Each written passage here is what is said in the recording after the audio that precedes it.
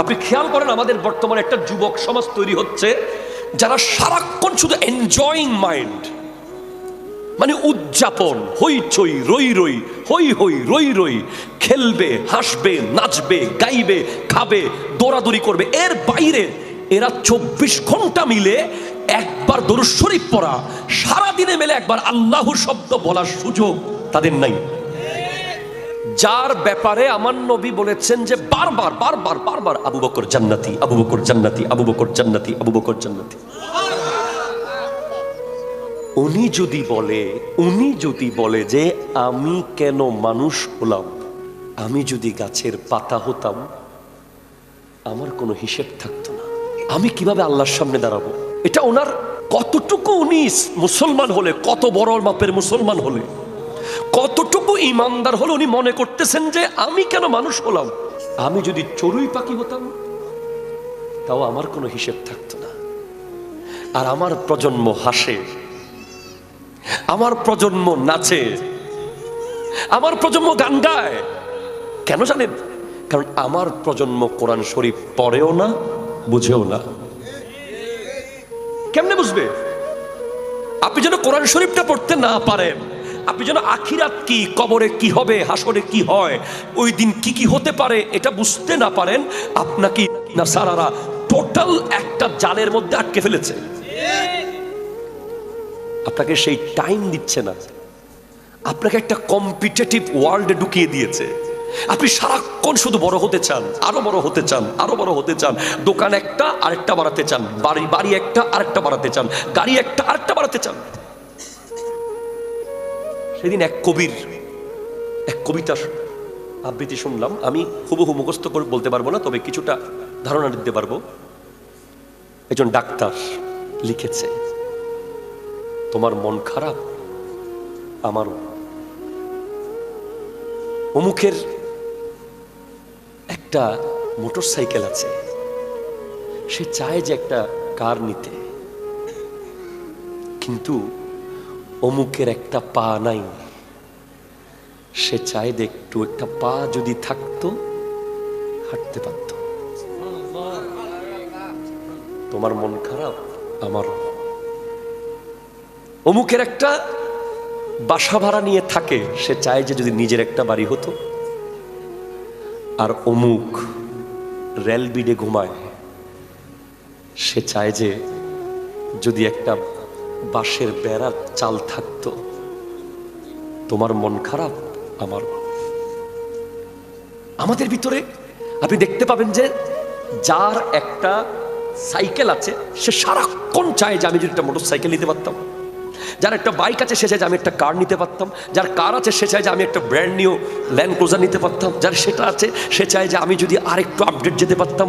যার সেটা আছে সে বলে যে আমার বাড়িটা যদি ডুপ্লেক্স হতো। শুধু উপরে উপরে উপরে। নবীজি বলেছেন আলামাতুস সাখাওয়া,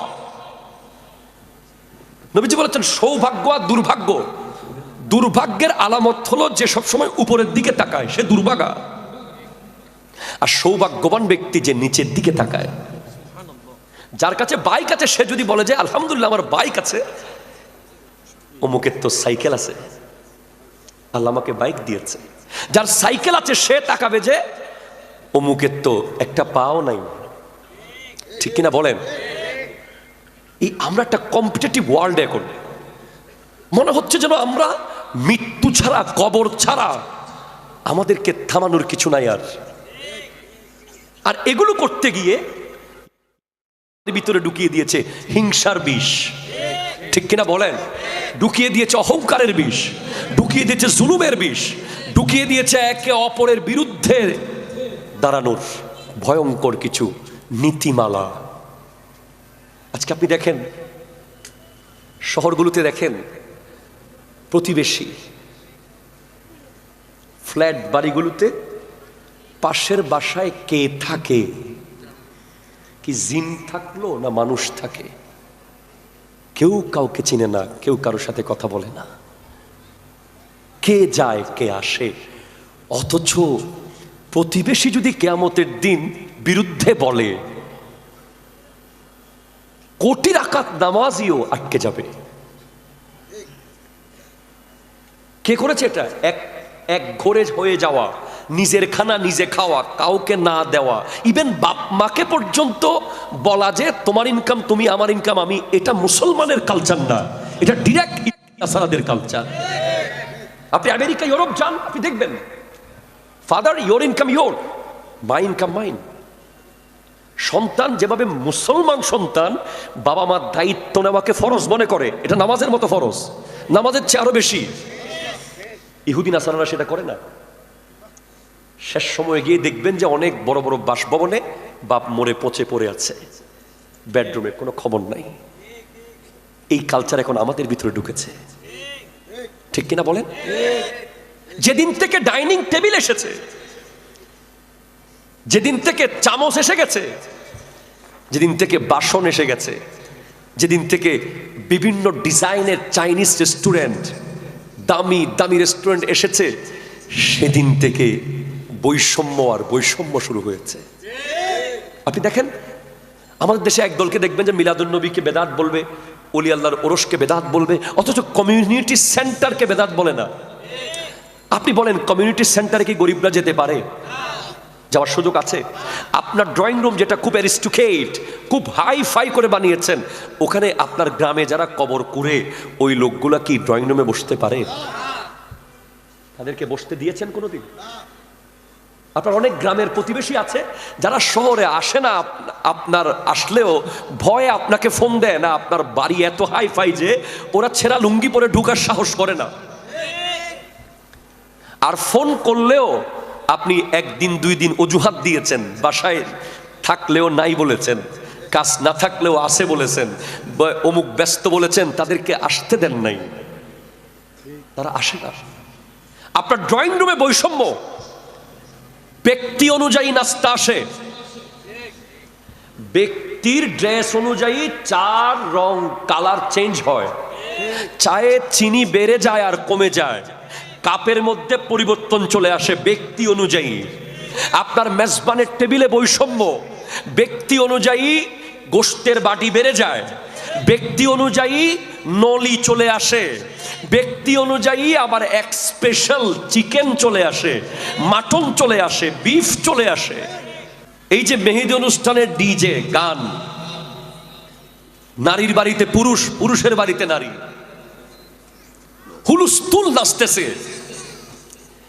এর পরের দিন আপনি আবার দেখবেন যে বর যখন আসে, তাকে সামনে একটা রশি ধরে কেসি নিয়ে টাকা নেওয়ার নামে যেই লেভেলের বেহায়াপনা হয়,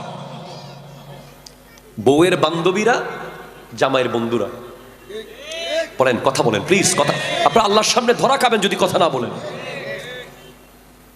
এটা কি মুসলমানের কোন ধরনের কালচারে পড়ে? নাই। আজকের পোস্টারে লেখা আছে খাজা গরিব নওয়াজ, ওনার বাড়ি কোথায়, ওনার মাজার কোথায়? উনি আমাদের কারো আত্মীয় লাগে না, অথচ ওনার নাম মুছে দেওয়ার কোনো সুযোগ নাই, ঠিক কিনা বলেন? গোটা পৃথিবীর সবাই চেষ্টা করলেও ওনার নাম মুছতে পারবে না। কেন পারবে না? কারণ উনি একজনে বানিয়েছেন 90 লাখ মুসলমান, একজনে। Please concentrate. উনি 2500 কিলোমিটার পায়ে হেঁটে এসে 2500 কিলোমিটার পায়ে হেঁটেছেন। আমার জীবনের সর্বোচ্চ রেকর্ড হলো হাঁটার। আমি বিবিরহাট গরুর বাজার থেকে গরু নিয়ে আমাদের গ্রামের বাড়ি রাউজানে গিয়েছিলাম বহু বছর আগে, পায়ে হেঁটে। ধরেন 20 থেকে 25 কিলো হবে, সব মিলে 30 কিলো হতে পারে। 3 দিন আমি বিছানা থেকে উঠতে পারি নাই। আর খাজা মঈনুদ্দিন চিশতি রহমতুল্লাহ আলাই 2500 মাইল পায়ে হেঁটে হেঁটে এসেছেন ইসলামের দাওয়াত দেওয়ার জন্য। পায়ের নখগুলো খুলে খুলে পড়ে গেছে। এজন্য মানুষ শুক্রবারে নিজের বাবার কবরে যেতে পারে না, অথচ লক্ষ লক্ষ টাকা দিয়ে আজমির শরীফ চলে যায়। এখান থেকে বাসা থেকে বাবার কবর 20 থেকে 50 গজ, ওখানে যেতে আলসেমি লাগে, কিন্তু খাজা মঈনুদ্দিন চিশতির জিয়ারতে মানুষ ভারত চলে যায়, আজমের চলে যায়। যখন আপনি দেওয়ানহাটের একটা দামি সেলুনে গিয়ে একজন বিধর্মী চুল কাটিং মাস্টারের কাছে চুল কাটেন, আপনি যখন লিওনেল মেসি কিংবা নেইমারের চুলটা দেখিয়ে বলেন যে এভাবে কেটে দেন, সেখানেই ইসলামের দাওয়াতটা স্টপ হয়ে যায়। যখন অ্যাজ এ বিজনেসম্যান, এখানে অসংখ্য ব্যবসায়ী, আপনি যখন মাল অরিজিনাল বলে ডুপ্লিকেট বিক্রি করেন, এটা ইসলাম এবং মুসলিম শব্দটা এমন যে এরা মানেই নিখুঁত, এরা মানেই শুদ্ধ, এরা মানেই সহি, এরা মানেই ফ্রেশ, এরা মানেই শান্তি, এরা মানেই আস্থা। আর যখন দেখে যে একজন বিধর্মী আপনি অরিজিনাল মাল বলে ডুপ্লিকেট ঢুকাই দিয়েছেন, আসলে কিনা দামের চেয়ে অর্ধেক ছিল, এটা যখন ধরা খায়, ওখানেই ইসলামের দাওয়াত বন্ধ হয়ে যায়। যখন একজন বিধর্মী বুঝতে পারে যে একজন মুসলমান লাখে 10,000 খাচ্ছে, একজন মুসলমান ঘুষ নিচ্ছে, একজন মুসলমান ভাইয়ের সম্পত্তি দখল করে বসে আছে, একজন মুসলমান বোনদের সম্পত্তি খেয়ে ফেলেছে, একজন মুসলমান রাস্তার জায়গা দখল করে বাড়ি বেঁধেছে, একজন মুসলমান কথায় কথায় মিথ্যা বলে, তখন আর ইসলামের দাওয়াত সামনের দিকে যায় না, ওখানেই থেমে যায়। কারণ ইসলাম এতগুলো মানুষকে মুসলমান বানিয়েছে, একজনে শুধু কবুল করেছিল, সিদ্দিক আকবর প্রথম। একজন নারী কবুল করেছেন খাদিজাতুল কুবরা রাদিয়াল্লাহু তাআলা, একজন যুবক কবুল করেছেন মৌলা আলী। এই তিনটা ব্যক্তিকে দেখেন না, আমার নবী একজন ডাক দিয়েছিলেন লা ইলাহা ইল্লাল্লাহ ইন্নী রাসূলুল্লাহ। তিনজন ব্যক্তিকে আপনি শুধু অ্যানালাইসিস করেন যারা ইসলাম কবুল করেছে, যে 3 জন থেকে আজকে 3 কোটি হলো, 3 কোটি থেকে 300 কোটি হলো। এখন বিশ্বে জরিপ অনুযায়ী 300 কোটি, মুসলমানের জরিপ অনুযায়ী 500 কোটি হবে। এরা মুসলমানের গণনাটাকে লুকিয়ে রাখে,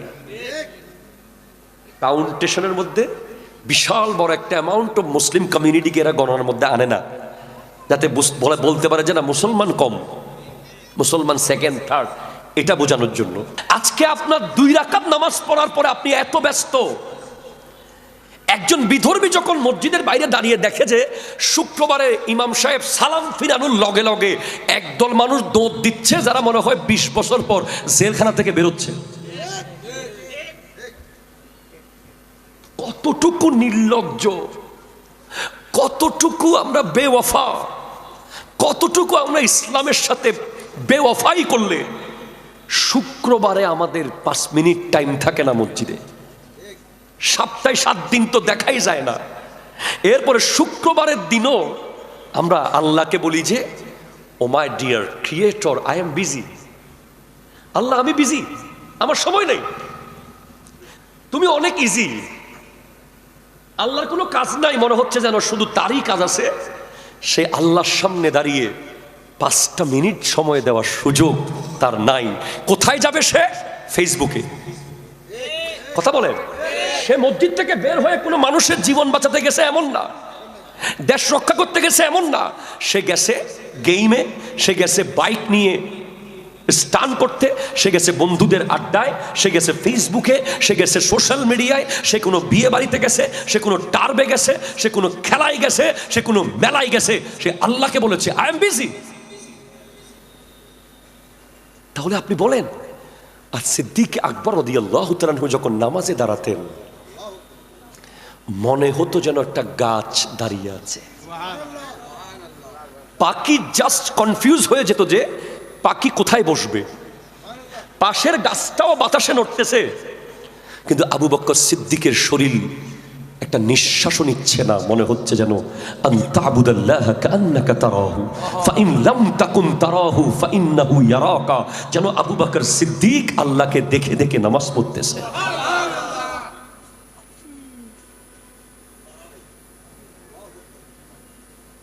আপনি আমি 2025 সালে এসে নামাজ পড়তেছি না। আমাদের এত বড় অ্যাক্সেস দিল কে আপনাকে? কবরে এত সিকিউরিটি কে দিয়ে দিল আপনাকে? হাসরের মাঠে এত নিরাপত্তা আপনাকে দিল কে? যেখানে সিদ্দিক আকবর আফজালুল বাশার বাদাল আম্বিয়া, আফজালুন নাস বাদাল আম্বিয়া, যিনি আমার নবীকে দেখে দেখে জীবন কাটিয়েছেন, ইভেন নবীর পাশে কবরে শুয়ে আছেন। আল্লাহ, ও গো আল্লাহ, ক্ষমা করে দাও, মাফ করে দাও, ক্ষমা করে দাও, মাফ করে দাও। আল্লাহ, ও গো আল্লাহ, ক্ষমা করে দাও, মাফ করে দাও। চিনতে পারিনি খোদা গোটা জীবন, চেনার আগে মোর দিও না মরণ। চিনতে পারিনি খোদা গোটা জীবন, চেনার আগে মোর দিও না মরণ। তোমাকে চেনার তরে মসজিদে নাও, তোমাকে বোঝার তরে কোরআন পড়াও। হেদায়েত দাও, রাস্তা দেখাও। আল্লাহ, ও গো আল্লাহ, ক্ষমা করে দাও, ক্ষমা করে দাও, মাফ করে দাও। যাদের হৃদয়ে আছে আল্লাহর ভয়, তারা কবু পথ ভুলে যায় না। যাদের হৃদয়ে আছে আল্লাহর ভয়, তারা কবু পথ ভুলে যায় না। আল্লাহ নবীর প্রেম ছাড়া, আল্লাহ নবীর প্রেম ছাড়া কারো কাছে কোনো কিছু চায় না। রাতের আধারে যারা সিজদাতে রয়, দু চোখের শ্রুতে নদী যেন বয়। রাতের আধারে যারা সিজদাতে রয়, দু চোখের শ্রুতে নদী যেন বয়। ছলনার হাতছানি যতই আসুক, ছলনার হাতছানি যতই আসুক, পেছনে ফিরেও তাকায় না। আল্লাহ, ও গো ক্ষমা করে দাও, মাফ করে দাও। আল্লাহ, ও গো আল্লাহ, ক্ষমা করে দাও, মাফ করে দাও। শহীদের রক্তে ভিজেছে জমিন, প্রতিষ্ঠিত হবে আল্লাহর দিন। ফিলিস্তিনে আজ ভিজেছে জমিন, প্রতিষ্ঠিত হবে আল্লাহর দিন। তাদের পথে আমাকে চালাও, তাদের পথে আমাকে চালাও। শাহাদাত দাও, হেদায়েত দাও। আল্লাহ, একটু কমবে, হা ক্ষমা করে দাও, মাফ করে দাও, ক্ষমা করে দাও, মাফ করে দাও আল্লাহ, ও গো আল্লাহ, ক্ষমা করে দাও, মাফ। চিৎকার দিয়ে বলেন আমিন। দেখা যায় রাত 10টার পরে একজন ডক্টর, একজন ইঞ্জিনিয়ার, একজন প্রফেসর, একজন ব্যারিস্টার, একজন সচিব, ইনাদের পক্ষে মাহফিলে বসাটা কঠিন হয়ে যায়। So we would like to change the tradition. আমরা চেষ্টা করছি যে এই ট্র্যাডিশনটা চেঞ্জ করে ফেলতে, যে রাত 12টা 1টা 2টা পর্যন্ত ওয়াজ চলবে, মানুষ বাসায় বসে বসে গালি দেবে। উই হ্যাভ টু চেঞ্জ, আমাদের এটা পাল্টাতে হবে। আমরা স্বাস্থ্যসম্মত মাহফিল চাই, যেখানে অডিয়েন্সও জাস্ট টাইম ঘুমাইতে পারবে, বক্তাও অন টাইম গিয়ে ঘুমিয়ে ফজরের নামাজের জন্য প্রস্তুতি নিতে পারবে। So I would like to request all of the young people of this area, please come forward and sit down, just listen. I think the lecture will be very significant for your life. It will be changing lecture inshallah. আমি আশা করব যে আজকের বক্তব্যটা এই এলাকা, এই সমাজ, বিশেষ করে যারা এলিট সোসাইটি আপনারা যারা আছেন, খুবই সিগনিফিক্যান্ট একটা বক্তব্য আমি যেটা নিয়ত করেছি। সো আমার অনুরোধ থাকবে যে প্লিজ 10 মিনিটের জন্য চলে আসুন।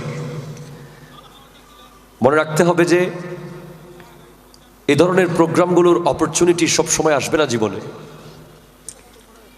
এই মুহূর্তে 3 ক্যাটাগরির মানুষ পৃথিবীতে আছে যারা আফসোস করবে বা করছে। ফার্স্ট ওয়ান, যারা চট্টগ্রাম মেডিকেল কলেজ হাসপাতালের আইসিইউর ভিতরে আছে,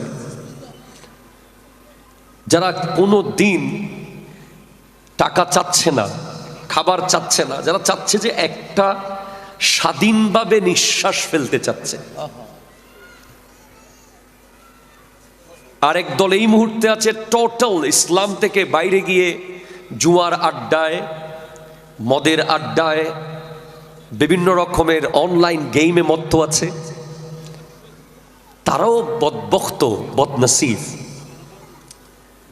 আরেক দল এখন আছে কবরে, আমাদের আপনজনরা যারা চায় যে আরেকবার যেতে পারতাম, অন্তত একবার দরুদ শরীফ পড়ে হলেও একটা সওয়াব কামাতে পারতাম। আমরা না আইসিইউতে আছি, না ওই জুয়াড়িদের ভিতরে আছি, না কবরে আছি। আল্লাহ আমাদেরকে রেখেছেন সবচেয়ে দামি জায়গায়। এখানে যদি আমরা এখন মারা যাই এই প্যান্ডেলের ভিতরে, আমি অবশ্যই বলতে পারবো যে সে শহীদ। আমিন আমিন। সুবহানাল্লাহ বলেন না প্লিজ, সুবহানাল্লাহ জোরে বলেন। সুবহানাল্লাহ। এই প্যান্ডেলের ভিতরে মারা গেলে আপনাকে শহীদ বলতে পারবো, ইসলাম সে রাইটস দিয়েছে, কারণ আপনি এখন আল্লাহর রাস্তায় আছেন। যে ব্যক্তি ইলমে দ্বীন অর্জন করার জন্য ঘর থেকে বের হয়, মূলত সে আল্লাহর রাস্তায় বের হয়। এটা নবীর হাদিস। সো আমি অনুরোধ করব যারা মাহফিল কমিটি আছে সবাই বসে পড়ুন, সবাই বসে পড়ুন। অনেক জরুরি কথা আছে, অনেক জরুরি কথা। আমি ওয়াজ ছেড়ে দিয়েছি, আমি ওয়াজ করি না, আমি বক্তা নই, আই এম এ টিচার। এখন ওয়াজের আর সুযোগ নেই, এখন ক্লাসের সময় এসে গেছে। এই যে 2-3 ঘন্টা শুধু কিছুক্ষণ হাসাবো, কিছুক্ষণ কাঁদাবো, কিছুক্ষণ নাচাবো, এগুলোর কোনো ফায়দা নাই। এখন যুগের প্রয়োজনীয় যে কথা, জাগিয়ে দেওয়ার কথা বলতে হবে। কেন ইরানে হামলা হচ্ছে, কেন আফগানিস্তানের উপরে হয়েছে, কেন ইরাকের এই পরিস্থিতি, আমাদের করণীয় কি? ঠিক কিনা বলেন? আরো জোরে বলেন। এগুলো নিয়ে কথা বলার টাইম এসেছে। আসুন আমরা দরুদ শরীফ পড়ি। আল্লাহুম্মা সাল্লি মাওলানা মুহাম্মাদ ওয়া আলা আলি সাইয়্যিদিনা মাওলানা মুহাম্মদ। আউযু বিল্লাহি মিনাশ শাইতানির রাজীম। আমি সরে গেলে ইকো দিও, হ্যাঁ, ফ্ল্যাট করে রাখো। বিসমিল্লাহির রহমানির রহিম। ইয়া আইয়ুহাল্লাযীনা আমানু লা তাত্তাখিযুল ইয়াহুদা ওয়ান নাসারা আউলিয়া বা'দুহুম আউলিয়াউ বা'দিন। وأيضا قال الله تعالى في مقام آخر: يا أيها الذين آمنوا اتقوا الله حق تقاته ولا تموتن إلا وأنتم مسلمون. একটু জোরে প্লিজ। وأيضا قال النبي صلى الله عليه وسلم: لا طاعة لمخلوق في معصية الخالق. কথা হবে না প্লিজ। وأيضا قال النبي صلى الله عليه وسلم: من حسن إسلام المرء تركه ما لا يعنيه. وأيضا قال النبي صلى الله عليه وسلم: من تشبه بقوم فهو منهم. صدق الله مولانا العظيم وصدق رسوله النبي الأمين مكين الكريم رؤوف الرحيم. ونحن على ذلك لمن الشاهدين والشاكرين والحمد لله رب العالمين. ربي صلي وسلم وبارك عليه يا عربي يا قرشي يا هاشمي يا لقبي يا مكي يا مدني ইয়া মুত্তালিবি। সকলে একবার দ্ব্যর্থ কণ্ঠে বলুন ইয়া রাসূলুল্লাহ, আরেকবার মোহাব্বতে বলুন ইয়া হাবিবাল্লাহ, ইয়া নবী আল্লাহ, ইয়া নূর আল্লাহ। এই বাচ্চা তোমরা চারজন একটু পিছনে যাও, চারটা যুবক ভাইকে সামনে পাঠাও। চারজন যুবক ভাই সামনে আসেন যারা একটু কথা বলবেন আমার সাথে প্লিজ। Thank you. আসো আসো আসো আসো, একটা আওয়াজ করতে হবে।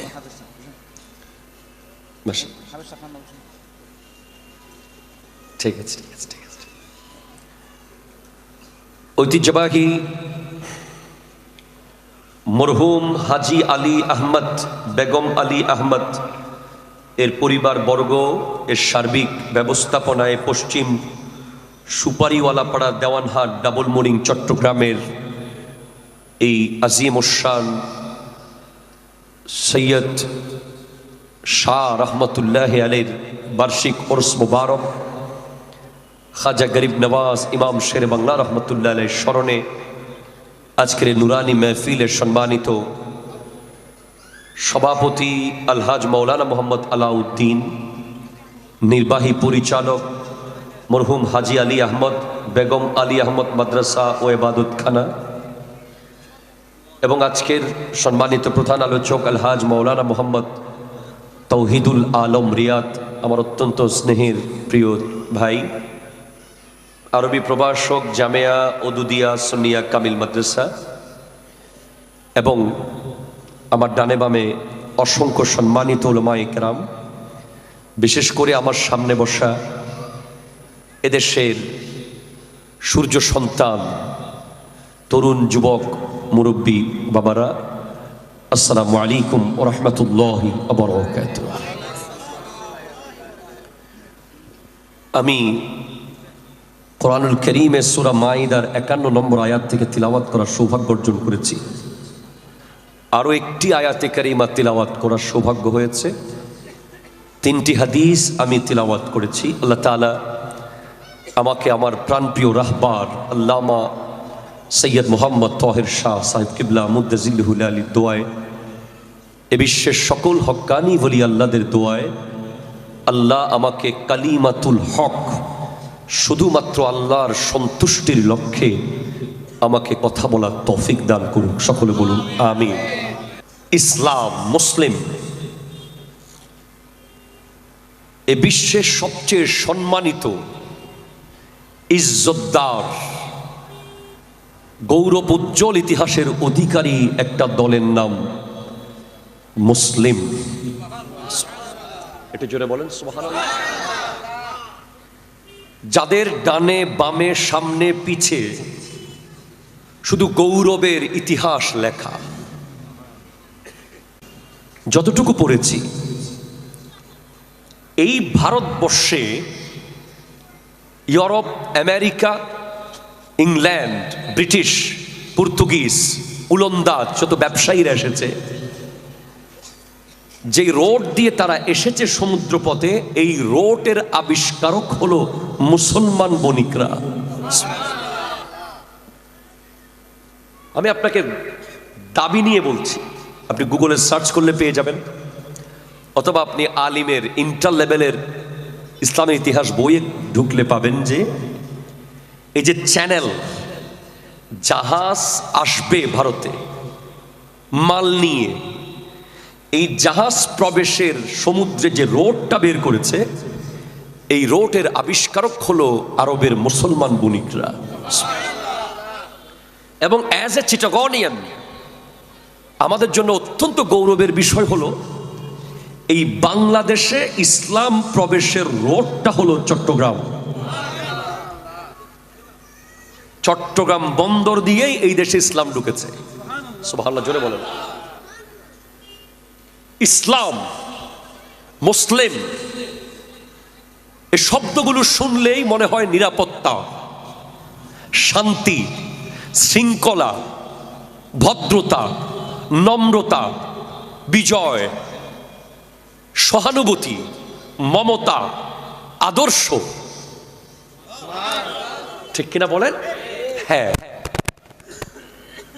আপনি অবাক হবেন, এই ভারতবর্ষের সর্বপ্রথম স্বাধীন সালতানাতের প্রতিষ্ঠাতা কুতুবউদ্দিন আইবক 1206 খ্রিস্টাব্দে তিনি এই ভারতে প্রথম স্বাধীন সালতানাত প্রতিষ্ঠা করেন, সুলতানি আমলের প্রথম রাজা।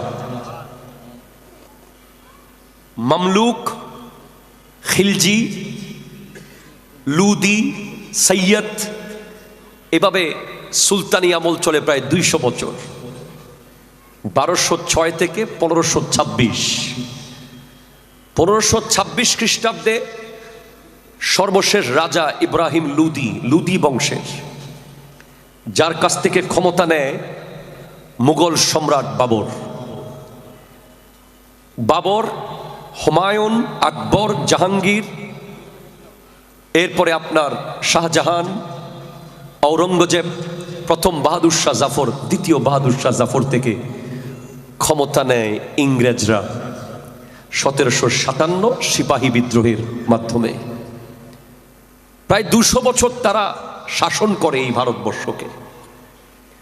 1947-এ তারা চলে যায়, বাট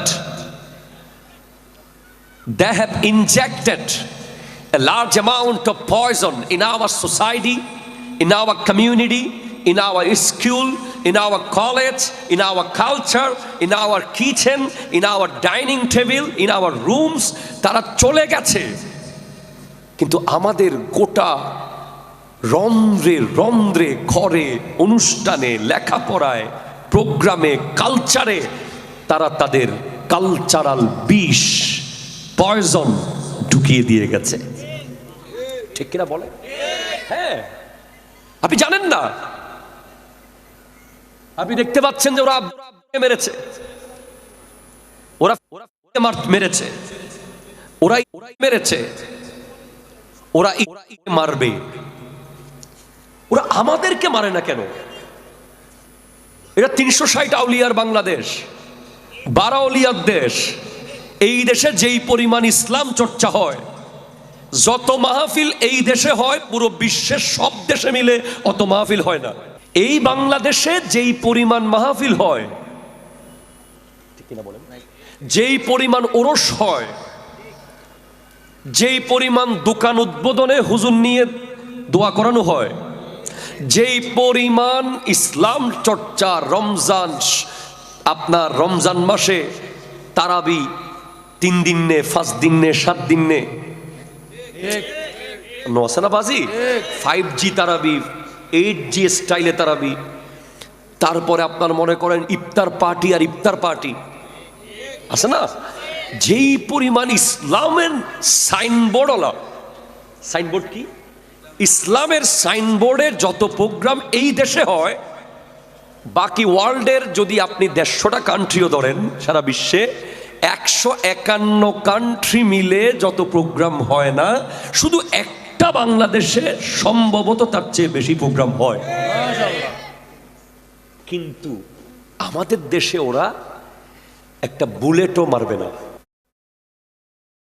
এগুলো তো চিন্তাই করার দরকার নাই, একটা বুলেট মারাকেও ওরা মনে করবে অপচয়। কেন? কারণ তারা জানে যে এদেরকে অলরেডি ফেলেছি। বিয়ে বাড়িতে ডিজে ঢুকাতে পারে নাই। কথা বলেন না, কথা বলেন, কথা বলেন। মেহেদি অনুষ্ঠানে, বিয়ে বাড়িতে ওরা ডিজে গান ঢুকাতে পারে নাই। যুবকদের হাতে ফ্রি ফায়ার আর পাবজি ঢুকাইতে পারে নাই। যুবকদেরকে অনলাইন জুয়াডি বানাতে পারে নাই। ওখানে 31st নাইট উদযাপন হয় না, ওখানে ভ্যালেন্টাইন ডে উদযাপন হয় না, ওখানে প্রপোজ ডে উদযাপন হয় না, ওখানে হাগ ডে উদযাপন হয় না, ওখানে আমার আপনার মা বোনদের মতো বেপরদা নারী চলতে পারে না। তাই তারা ওদেরকে টোটাল মেরে ফেলতে চায়। কিন্তু আমাদেরকে ওরা দেখতেছে যে নামে মুসলমান থাকুক, ঠিক কিনা বলেন না? দোকানের সাইনবোর্ড থাকবে, ভিতরে মাল থাকতে পারবে না। আপনি আশ্চর্য হবেন। আমি আপনাকে কয়টা বললে আপনি অবাক হবেন বলেন? আমাদের বাচ্চাদেরকে আমরা জন্মের পরে স্মার্ট বানাচ্ছি। আসলে মাহফিল এবং খানা যদি একসাথে চলে, এই মাহফিল আর হবে না। আল্লাহ তাআলা খানা খাওয়ার তৌফিক দান করুক, মাহফিল না শোনার তৌফিক দান করুক। আমিন বলে দেন। সবাই খানা খাইতে চলে যান তাইলে। ও আখিরু দাওয়ানা, শেষ করে দিই। এটা হবে না। আমি ওয়াজ করবো, ওইদিকে 5-6 জন করে খানা খাইতে চলে যাবে। It's totally out of system. দরুদ শরীফ। আল্লাহুম্মা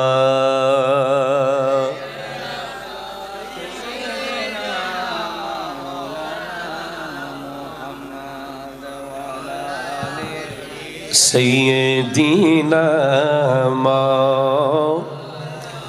سبحان الله والحمد لله لا إله إلا الله لا إله إله إلا الله جري سبحان الله والحمد لله لا إله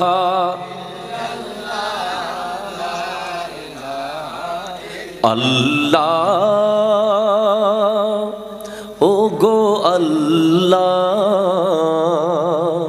ক্ষমা করে দাও, মাফ করে দাও, ক্ষমা করে দাও, মাফ করে দাও।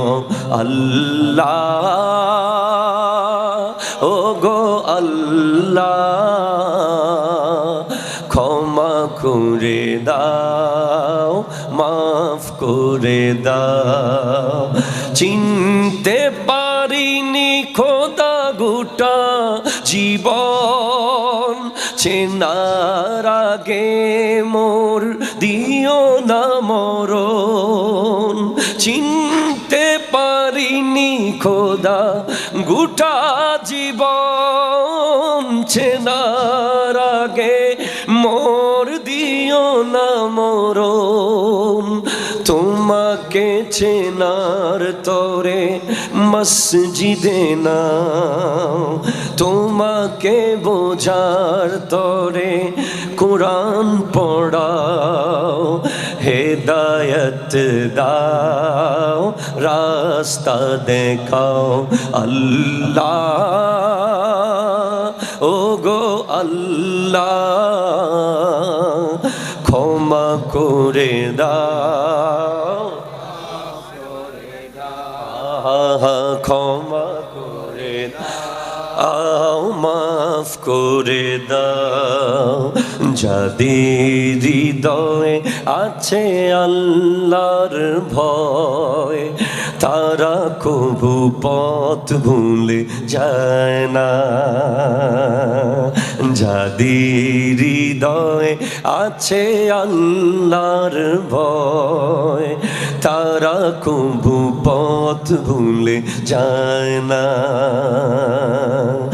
আল্লাহ নবীর প্রেম ছাড়া, আল্লাহ নবীর প্রেম ছাড়া কারো কাছে কোনো কিছু চায় না।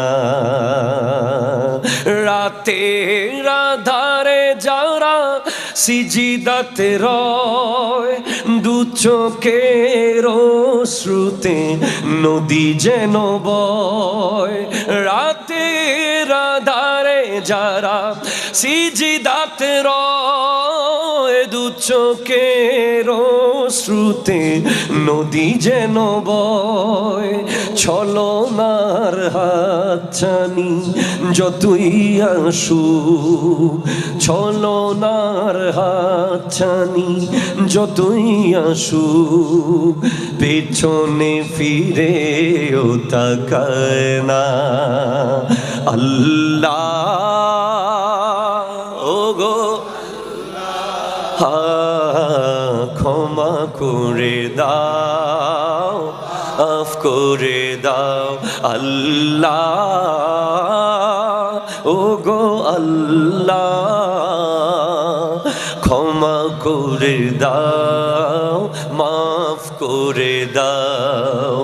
শহীদের রক্তে ভিজেছে জমিন, প্রতিষ্ঠিত হবে আল্লাহর দিন। ফিলিস্তিনে আজ ভিজেছে জমিন, প্রতিষ্ঠিত হবে আল্লাহর দিন।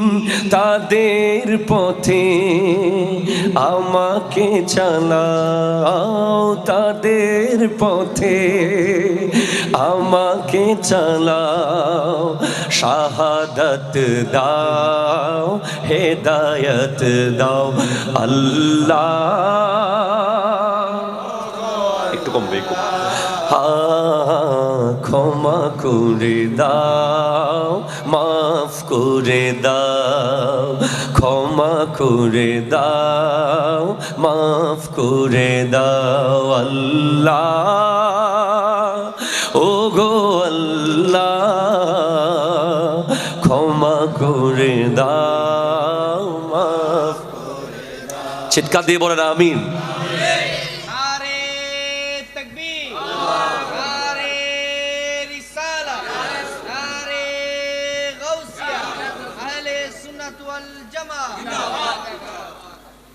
তাহলে কি বুঝলেন?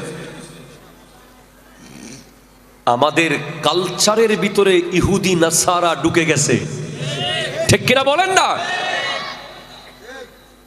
একটা বিয়ে বাড়ি দেখান আপনি বর্তমানে, একটা বিয়ে বাড়ি যেখানে একজন শরীয়তের আলেম গিয়ে দাঁড়াতে পারবে, আছে? নাই। এই যে মেহেদি অনুষ্ঠানের ডিজে গান, নারীর বাড়িতে পুরুষ, পুরুষের বাড়িতে নারী, হুলুস্থুল নাচতেছে। এর পরের দিন আপনি আবার দেখবেন যে বর যখন আসে, তাকে সামনে একটা রশি ধরে কেসি নিয়ে টাকা নেওয়ার নামে যেই লেভেলের বেহায়াপনা হয়, বউয়ের বান্ধবীরা, জামাইয়ের বন্ধুরা, বলেন কথা বলেন প্লিজ, কথা আপনারা আল্লাহর সামনে ধরা খাবেন যদি কথা না বলেন। এটা কি মুসলমানের কোন ধরনের কালচারে পড়ে? নাই। আজকের পোস্টারে লেখা আছে খাজা গরিব নওয়াজ। ওনার বাড়ি কোথায়, ওনার মাজার কোথায়? উনি আমাদের কারো আত্মীয় লাগে না, অথচ ওনার নাম মুছে দেওয়ার কোনো সুযোগ নাই, ঠিক কিনা বলেন? গোটা পৃথিবীর সবাই চেষ্টা করলেও ওনার নাম মুছতে পারবে না। কেন পারবে না? কারণ উনি একজনে বানিয়েছেন 90 লাখ মুসলমান, একজনে। Please concentrate. উনি 2500 কিলোমিটার পায়ে হেঁটে এসে 2500 কিলোমিটার পায়ে হেঁটেছেন। আমার জীবনের সর্বোচ্চ রেকর্ড হলো হাঁটার। আমি বিবিরহাট গরুর বাজার থেকে গরু নিয়ে আমাদের গ্রামের বাড়ি রাউজানে গিয়েছিলাম বহু বছর আগে, পায়ে হেঁটে। ধরেন 20 থেকে 25 কিলো হবে, সব মিলে 30 কিলো হতে পারে। 3 দিন আমি বিছানা থেকে উঠতে পারি নাই। আর খাজা মঈনুদ্দিন চিশতি রহমতুল্লাহ আলাই 2500 মাইল পায়ে হেঁটে হেঁটে এসেছেন ইসলামের দাওয়াত দেওয়ার জন্য। পায়ের নখগুলো খুলে খুলে পড়ে গেছে। এজন্য মানুষ শুক্রবারে নিজের বাবার কবরে যেতে পারে না, অথচ লক্ষ লক্ষ টাকা দিয়ে আজমির শরীফ চলে যায়। এখান থেকে বাসা থেকে বাবার কবর 20 থেকে 50 গজ, ওখানে যেতে আলসেমি লাগে। কিন্তু খাজা মঈনুদ্দিন চিশতির জিয়ারতে মানুষ ভারত চলে যায়, আজমের চলে যায়। কেন? আদর্শের কারণে। ওনার কবজায় গোটা ভারত ছিল। উনি যখন ইসলাম প্রচারে আসতেছেন তখন পিতৃরাজের সৈন্যরা সুলতান শেহাবুদ্দিন মোহাম্মদ গুরির সাথে জুড়ে ওনাকে হারিয়ে ওনার সৈন্যদেরকে একেবারে শেষ করে দিয়েছিল। তখন খাজা গরিব নওয়াজ আসতেছে ভারতে। রাস্তায় সৈন্যদের সাথে দেখা হয়েছে। তারা বলে, যায়েন না, ওখানে পিতৃরাজ আপনাকে মেরে ফেলবে, আমাদেরকে ভয়ঙ্কর আক্রমণ করেছে। তো গরিব নওয়াজ বলে, তোমরা কারা? বলে, আমরা শেহাবুদ্দিন মোহাম্মদ গুরির সৈন্য। বলে, উনি শেহাবুদ্দিন, আমি মঈনুদ্দিন। এসে হিন্দুদেরকে কিচ্ছু বলেন নাই, তোমাদের কাজ তোমরা করো, আমাদের কাজ আমরা করি। ইসলাম সব সময় বিধর্মীদেরকে নিরাপত্তা দিয়েছে, ঠিক কিনা বলেন? বিধর্মীদেরকে নিরাপত্তা দেওয়া মানে তাদের পূজায় গিয়ে নাচা না, তাদের জানমালের নিরাপত্তা দেওয়া। এটা প্রশাসন আছে, প্রশাসন যদি না পারে তখন জনগণ দেবে, ঠিক কিনা বলেন? কিন্তু ওদের অনুষ্ঠানে গিয়ে আপনি নাচবেন, প্যান্ট খুলে নাচ শুরু করবেন, ওদের প্রসাদ খাবেন, ওদের পূজা পাঠ করবেন, এটার সাথে ইসলামের কোনো সম্পর্ক নাই, ঠিক কিনা বলেন?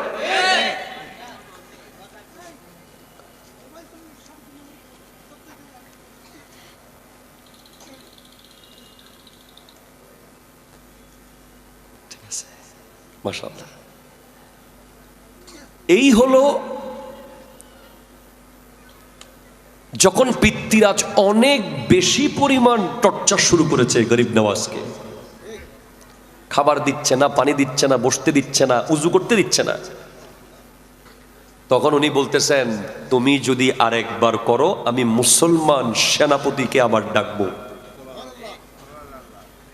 তখন শেহাবুদ্দিন মোহাম্মদ গুরির স্বপ্নে উনি একটা হাত দেখলেন, হাত, একটা হাত ওনাকে এভাবে ডাকতেছে। তখন শেহাবুদ্দিন মোহাম্মদ গুরি, গুর সাম্রাজ্য, উনি ওনার উজিরকে জিজ্ঞেস করতেছে, আমি স্বপ্নে একটা হাত দেখলাম, এটা কি? বলে, এই হাতের ব্যাখ্যা হলো আপনাকে ভারতে আবার ডাকতেছে। আপনি প্রথমবার হেরে গেছেন, আরেকবার যান দেখি, হয়তো কোনো বুজুর্গ আপনাকে ডাকতেছে। তখন উনি আবার সৈন্য নিয়ে আসলেন করতে, তরাইনের দ্বিতীয় এসে উনি কিছুক্ষণের মধ্যে পিতৃরাজকে সম্পূর্ণ হারিয়ে দিলেন। পিতৃরাজ পালিয়ে গেছে নদীর পারে পারে। তখন উনি খুঁজতেছেন, এই হাত কার? আমি এই হাত খুঁজে বের করব। উনি হাঁটতে হাঁটতে হাঁটতে হাঁটতে আজমের আসলেন। আসার পর যেই প্রথম মসজিদ খাজা মঈনুদ্দিন চিশতি রহমতুল্লাহ আলাইহি আজমির শরীফ বানিয়েছেন, অনেক ব্যাককল আছে আমাদের দেশে, ওরা বলে যে খাজা বাবার দরবারত নামাজ নাই। ব্যাককল যদি নামাজ না পড়ে তার দায় কি খাজা বাবার নিবে? খাজা বাবা আসছে নামাজ পড়ানোর জন্য, ওনার আগমন হয়েছে মানুষকে নামাজি বানানোর জন্য। কোন ব্যাককল যদি খাজা বাবার আসন বানিয়ে খাজা বাবার প্রেমিক সেজে খাজা বাবার নাম ভাঙিয়ে যদি নামাজ না পড়ে ভণ্ডামি করে, সে তো শুধুই ভণ্ড। ঠিক কিনা কথা বলেন? আপনি দেখবেন যে আমরা গরিব নওয়াজ হোটেল দিছি। কি হোটেল? গরিব নওয়াজ হোটেল এন্ড রেস্টুরেন্ট, দুনিয়ার সবচেয়ে পচা তেল ওই হোটেলে। খাজা ডিসপেন্সারি, নকল ওষুধ ওই দোকানে।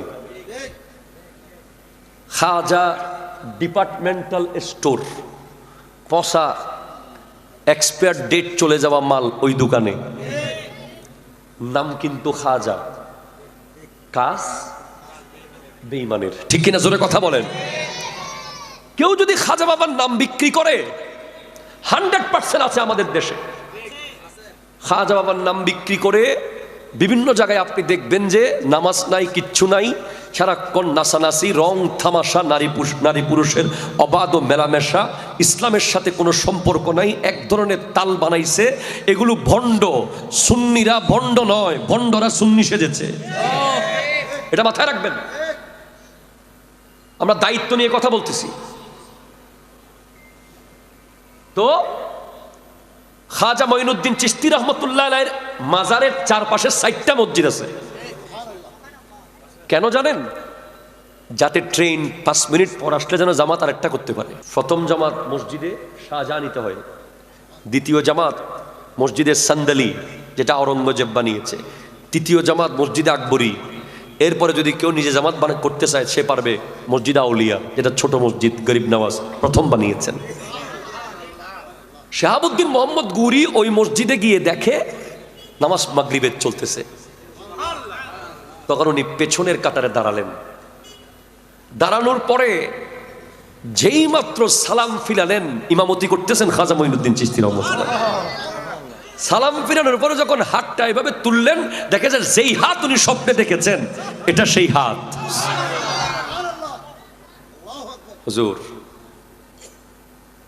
আমি তো গোটা ভারত জয় করে নিলাম, কিন্তু সিংহাসনে আপনি বসেন।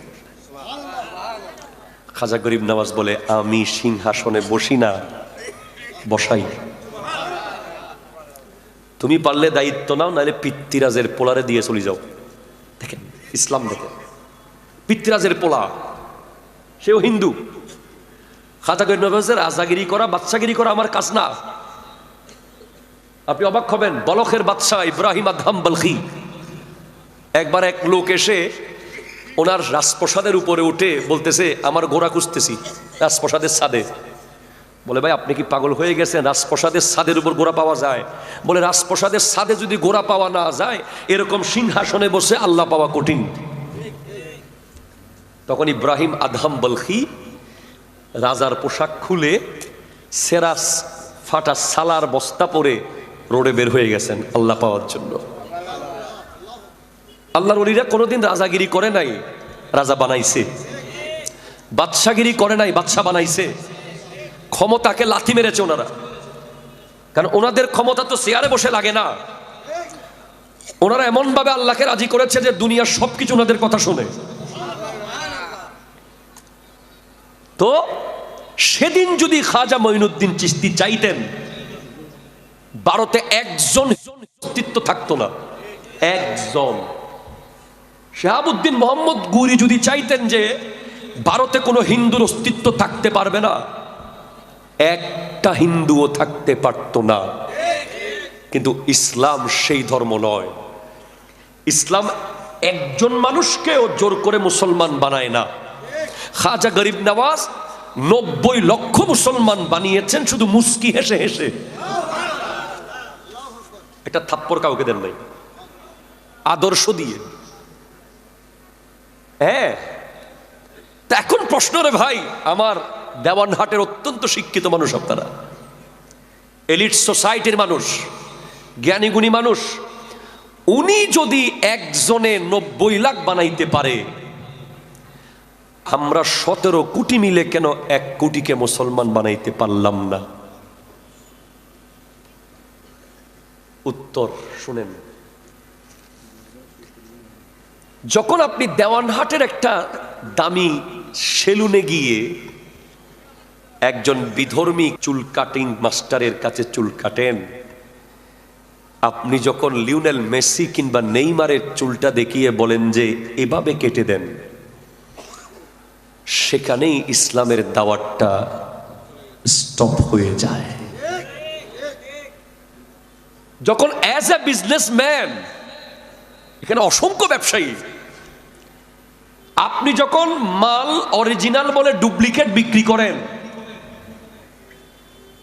এটা ইসলাম এবং মুসলিম শব্দটা এমন যে এরা মানেই নিখুঁত, এরা মানেই শুদ্ধ, এরা মানেই সহি, এরা মানেই ফ্রেশ, এরা মানেই শান্তি, এরা মানেই আস্থা।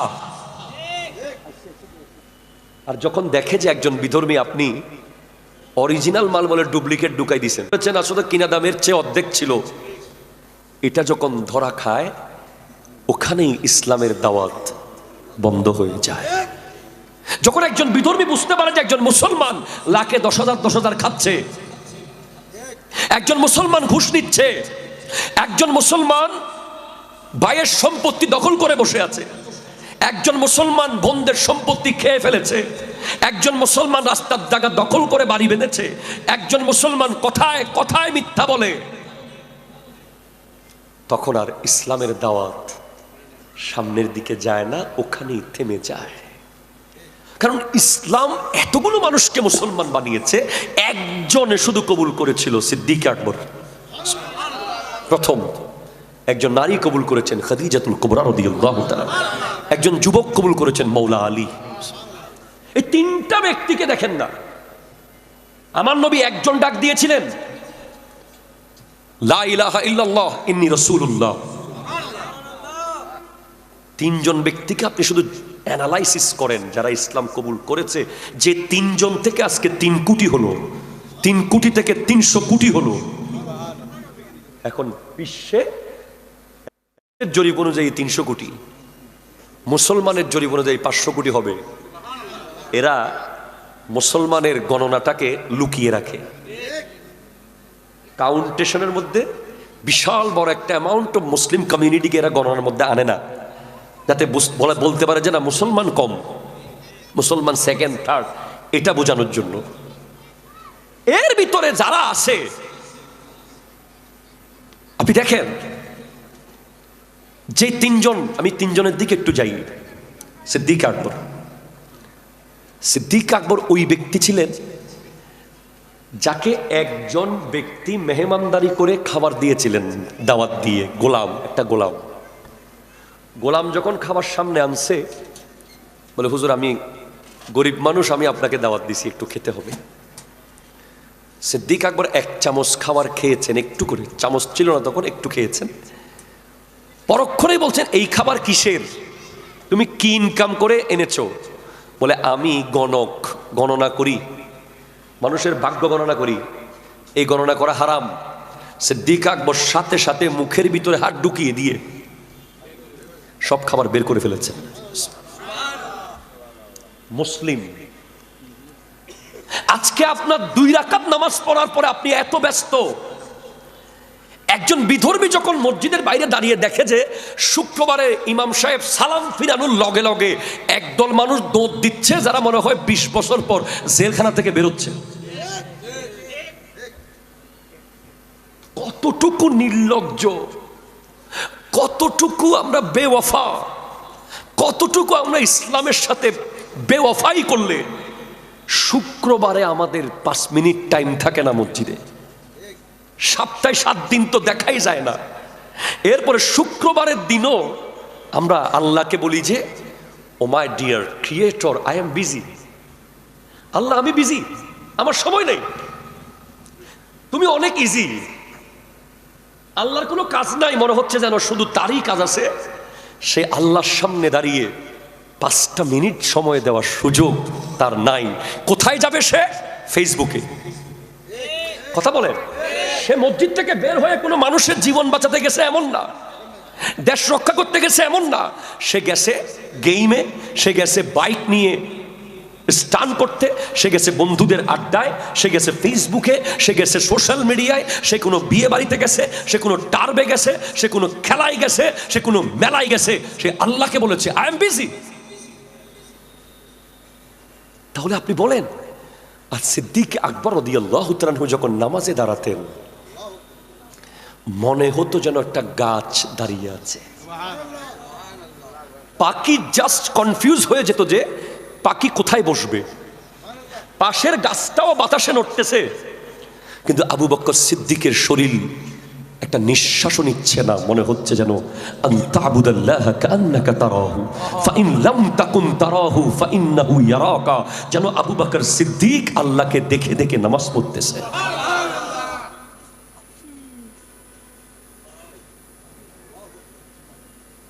আপনি আমি 2025 সালে এসে নামাজ পড়তেছি না।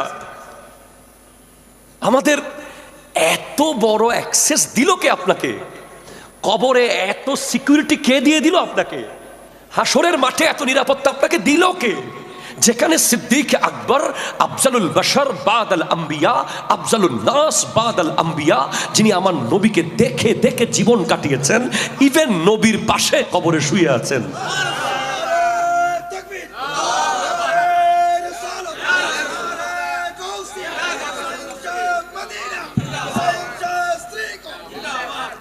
আপনি সারাক্ষণ হাসেন, প্লিজ প্লিজ কনসেন্ট্রেট। আপনি সারাক্ষণ ঠাট্টা মজাক মস্কারির মধ্যে আছেন। আপনি খেয়াল করেন, আমাদের বর্তমানে একটা যুবক সমাজ তৈরি হচ্ছে যারা সারাক্ষণ শুধু এনজয়িং মাইন্ড, মানে উদযাপন, হইচই রই রই, হই হই রই রই, খেলবে, হাসবে, নাচবে, গাইবে, খাবে, দৌড়াদৌড়ি করবে। এর বাইরে এরা 24 ঘন্টা মিলে একবার দরুদ শরীফ পড়া, সারাদিনে মেলে একবার আল্লাহু শব্দ বলার সুযোগ তাদের নাই।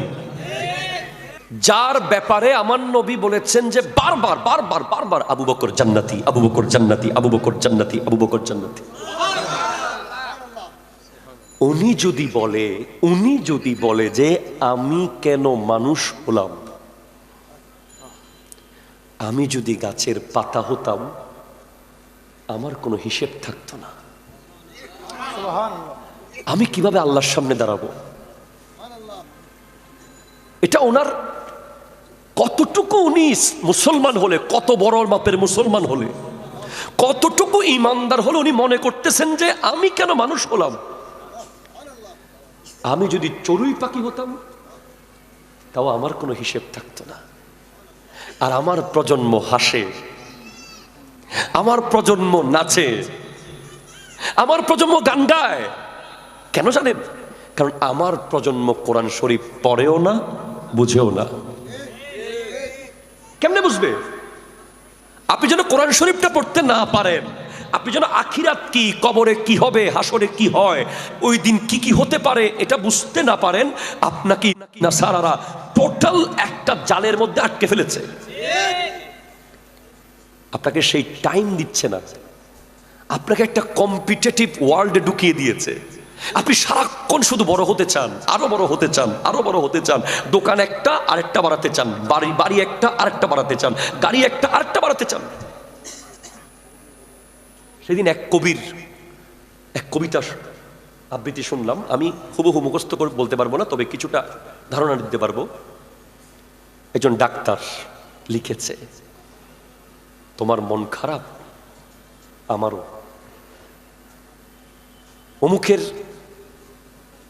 একটা মোটর সাইকেল আছে, সে চায় যে একটা কার নিতে, কিন্তু অমুকের একটা পা নাই, সে চায় যে একটু একটা পা যদি থাকতো হাঁটতে পারত। তোমার মন খারাপ, আমার।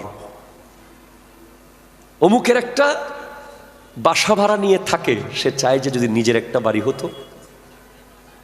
আর অমুক রেল বিডে ঘুমায়, সে চায় যে যদি একটা বাঁশের বেড়ার চাল থাকতো, তোমার মন খারাপ আমার। আমাদের ভিতরে আপনি দেখতে পাবেন যে যার একটা সাইকেল আছে সে সারাক্ষণ চায় যে আমি যদি একটা মোটর সাইকেল নিতে পারতাম। যার একটা বাইক আছে সে চায় যে আমি একটা কার নিতে পারতাম। যার কার আছে সে চায় যে আমি একটা ব্র্যান্ড নিউ ল্যান্ড ক্রুজার নিতে পারতাম। যার সেটা আছে সে চায় যে আমি যদি আরেকটু আপডেট যেতে পারতাম। যার সেটা আছে সে বলে যে আমার বাড়িটা যদি ডুপ্লেক্স হতো। শুধু উপরে উপরে উপরে। নবীজি বলেছেন আলামাতুস সাখাওয়া, নবীজি বলেছেন সৌভাগ্য আর দুর্ভাগ্য, দুর্ভাগ্যের আলামত হলো যে সবসময় উপরের দিকে তাকায় সে দুর্ভাগা, আর সৌভাগ্যবান ব্যক্তি যে নিচের দিকে তাকায়। যার কাছে বাইক আছে সে যদি বলে যে আলহামদুলিল্লাহ আমার বাইক আছে, অমুকের তো সাইকেল আছে, আল্লাহ আমাকে বাইক দিয়েছে। যার সাইকেল আছে সে তাকাবে যে অমুকের তো একটা পাও নাই। ঠিক কিনা বলেন? এই আমরা একটা কম্পিটিটিভ ওয়ার্ল্ড, এখন মনে হচ্ছে যেন আমরা মৃত্যু ছাড়া, কবর ছাড়া আমাদেরকে থামানোর কিছু নাই আর। আর এগুলো করতে গিয়ে ভিতরে ঢুকিয়ে দিয়েছে হিংসার বিষ। ঠিক কিনা বলেন? ঢুকিয়ে দিয়েছে অহংকারের বিষ, ঢুকিয়ে দিয়েছে জুলুমের বিষ, ঢুকিয়ে দিয়েছে একে অপরের বিরুদ্ধে দাঁড়ানোর ভয়ঙ্কর কিছু নীতিমালা। আজকে আপনি দেখেন শহরগুলোতে, দেখেন প্রতিবেশী ফ্ল্যাট বাড়িগুলোতে পাশের বাসায় কে থাকে, কি জিন থাকলো না মানুষ থাকে, কেউ কাউকে চিনে না, কেউ কারোর সাথে কথা বলে না, কে যায় কে আসে। অথচ প্রতিবেশী যদি কিয়ামতের দিন বিরুদ্ধে বলে, কোটি রাকাত নামাজিও আটকে যাবে। কে করেছে এটা?